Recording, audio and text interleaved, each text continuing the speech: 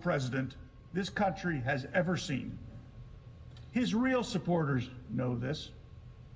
He made it clear throughout his presidency. He made it clear during the violence this past summer. He made it clear on January 6th. But politics changes things.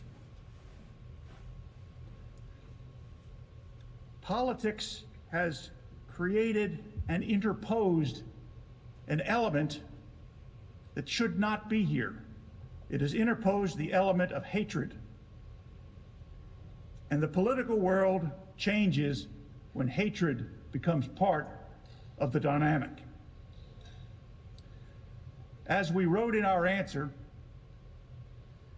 to the original charging document, and I hope that this is a phrase that lives on long after we are all departed, and that I hope someday this becomes the mantra by which all of us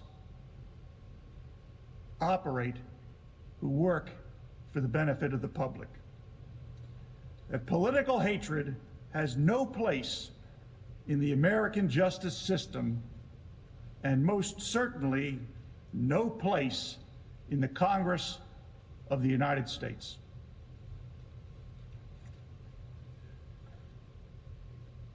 To illustrate the contrast that I'm speaking of, we have a video. I am your president of law and order and an ally of all peaceful protesters. The vast majority of the protesters have been peaceful. Republicans stand for law and order, and we stand for justice. I just don't even know why there aren't uprisings all over the country, and maybe there will be. My administration will always stand against violence, mayhem, and disorder. There needs to be unrest in the streets for as long as there's unrest in our lives. I stand with the heroes of law enforcement.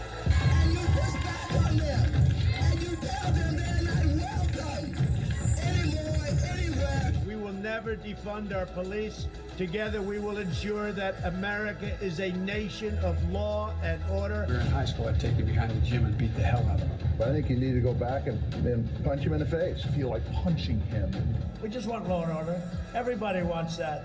I want to tell you, Gorsuch, I want to tell you, Kavanaugh, you have released the whirlwind, and you will pay the price. We want law and order. We have to have law and order. Show me where it says that protests are supposed to be polite and peaceful. We believe in safe streets, secure communities, and we believe in law and order. Is there truly anyone in this chamber who disagrees with the words as spoken by President Trump on that video? Surely not. Surely not. This contrast, and in this context, I ask you to keep that in mind. My colleagues here, actually my colleague here, Mr. Raskin, hopes that you don't. They have used selective editing and manipulated visuals to paint a picture far different from this truth. Make no mistake, and I will repeat it now and anytime I'm ever asked, January 6th was a terrible day for our country. The attack on this building shocked us all. President Trump did not incite or cause the horrific violence that occurred on January 6th, 2021. They know that. We know the president did not incite the riot because of his plain words that day, as Mr. Van der Veen elucidated on a few moments ago. We know the president could not have incited the riots because of the timeline of the events of that day. We heard a great deal from the House manager about their prosecutorial bona fides and their ability to analyze evidence, apply it to statutes, use timelines, and figure out what happened based on circumstantial evidence and direct evidence and testimony and forensic analysis. I can't recall any of the House managers who got up that didn't make some reference to prosecutorial bona fides. Well, I spent more than 3 decades locking up killers, and I do know a little bit about applying the facts to the law. We know that the president would never have wanted such a riot to occur because his long-standing hatred for violent protesters and his love for law and order is on display, worn on his sleeve, every single day that he served in the White House. But if we're going to apply the facts to the statute, it has to be done systematically. It has to be done with precision, the way a court would expect us to do that. Let's look at the letter of the law. Again, Mr. Van der Veen gave you an overview of the Brandenburg case and some of the related cases. You notice that when Mr. Van der Veen listed the elements that he took verbatim or close to verbatim right out of Vandenberg, they bore no reference whatsoever to the elements that were flashed up by the Democrat managers the other day repeatedly. He actually used the Supreme Court's case. He didn't make it up. Let's look at the letter of the law. The Supreme Court of the United States, over 50 years ago, laid out a clear test to determine whether speech is incitement. Under that test, the Brandenburg versus Ohio test, there are 3 elements that must be proven beyond a reasonable doubt by a preponderance of the evidence, whatever the Senate considers, I suggest, beyond a reasonable doubt. First, the speech in question must explicitly or implicitly encourage the use of violence or lawless action. But here, the president's speech called for peaceful protest. Second, the speaker must intend that his speech will result in the use of violence or lawless action. And again, as Mr. Van der Veen pointed out, the president clearly deplores rioters and political violence, and did so throughout his term as president, and never hesitated to express his admiration for the men and women that protect this country. Finally, the third element under the Brandenburg test is the imminent use of violence. Imminent use of violence. In other words, right then, the imminent use of violence or lawless action must be the likely result of the speech. The likely result of the speech. Well, that argument is completely eviscerated by the fact that the violence was pre-planned, as confirmed by the FBI, Department of Justice, and even the House managers, not the result of the speech at all. Several of my colleagues at the House managers got up and spoke about the proceeding in the House being like a grand jury proceeding. Well, I've been in grand jury proceedings. I have run grand juries. In grand jury proceedings, you call witnesses. You hear evidence. You make transcripts. You take affidavits. You develop physical evidence. You hear reports from police officers. You hear forensic analysis from scientists. In fact, you invite the target of the grand jury to come in and testify if he or she pleases to be heard by the grand jury. Which one of those things happened in the House prior to the impeachment article? I don't believe any of them happened. So the suggestion that what happened in the House was anything at all like a grand jury investigating a case and preferring it for prosecution is complete nonsense. And if the House managers are trying to fool you about that, you must ask yourself, what else are they trying to fool you about?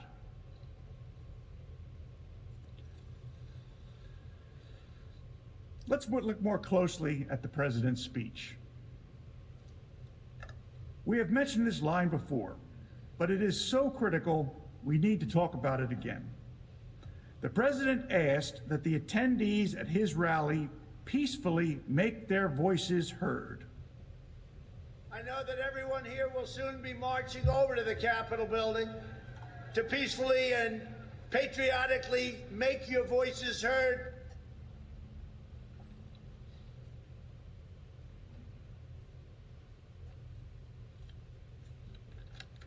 The managers would have you believe that the president's supporters usually follow his every word, but in this case, imputed some imaginary meaning to them while ignoring his most clear instructions. President Trump said, peacefully and patriotically make your voices heard, and the House managers took from that, go down to the Capitol and riot. So you are supposed to put yourselves in the heads of the people who hear peacefully and patriotically make your voices heard and conclude that those words do not mean what the president said. More than that, the president criticized the destruction wrought by left-wing anarchists and rioters. He told his supporters that they build, they don't destroy. If this happened to the Democrats, there'd be hell all over the country going on. There'd be hell all over the country. But just remember this, you're stronger, you're smarter, you've got more going than anybody, and they try and demean everybody having to do with us. And you're the real people. You're the people that built this nation. You're not the people that tore down our nation. Is it possible, listening to those words in the proper cadence without them being edited or the sound changed so that they're indistinguishable or sounds as though the crowd is right there, but listening to it as you have here, unedited by us, is it possible that President Trump's disdain for political violence could be any clearer to the persons listening as he was speaking? Is it possible that his words could have been misunderstood? I suggest to you that is impossible. Now, the House manager said the president told the crowd, quote, "You have to get out your people to fight." The House manager's claim is that the President of the United States was telling the audience to get each other to physically fight. But that is not what the President said. The people who should fight, he said, were members of Congress. If they don't fight, what the President said is, what should the rally attendees do? If members of Congress wouldn't fight for the principles they held dear, what was it that the president specifically told his supporters at that rally he wanted them to do? He wanted them to support primary challenges. Now, nobody in this chamber is anxious to have a primary challenge. That is one truism I think I can say with some certainty. But that's the way we operate in this country. When the people of a state want to change their representatives and their senators, they use the electoral process. President Trump told his listeners that if their members of Congress won't fight for their views, then go back home and find others that will. That's what President Trump said. The people who should fight were the members of Congress. You have to get your people to fight. He told them. You have to get your people to fight. And if they don't fight, we have to primary the hell out of the ones that don't fight. You primary them, we're gonna let you know who they are. I could already tell you, frankly. It is pretty stark contrast when you watch that video, isn't it? When you see the House manager tell you, and I don't know if we're under oath here, But when I walked into this room, I sure as heck felt I was under oath and that I was speaking not only to senators of the United States, but before the entire world and with God watching.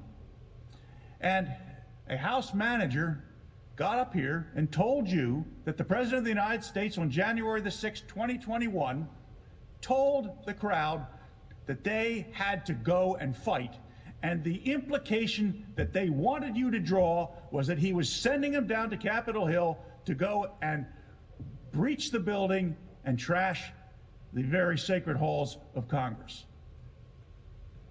But we now know that is not at all anything near what the president said. What the president said was, if you can't get your members of Congress to do as you would like them to do, you primary them. That's the American way. The first way that the House managers presented and wanted you to conclude, that's the criminal way. But what the president said was the American way. Again, House managers manipulated President Trump's words. I can't stand here and pretend to tell you that I know every time from all those videos that the House managers manipulated what the president said, put up evidence that was not with the foundation of correctness and admissibility we expect. I can't tell you that I picked up every one. I don't think Mr. Van der Veen or Mr. Schoen or any of the others that worked with us can tell you that. But what I can tell you is that there were an awful lot of times.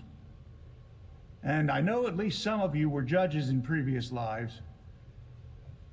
And if one of the lawyers was able to create the impression that one side intentionally presented false or misleading evidence, that judge would give an instruction called falsus in uno, falsus in omnibus.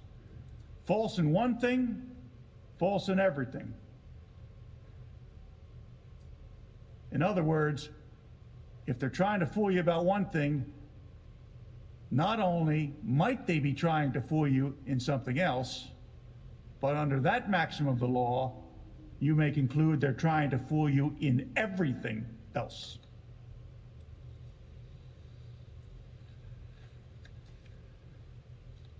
President Trump was immediate in his calls for calm and respect for law. Voice Live.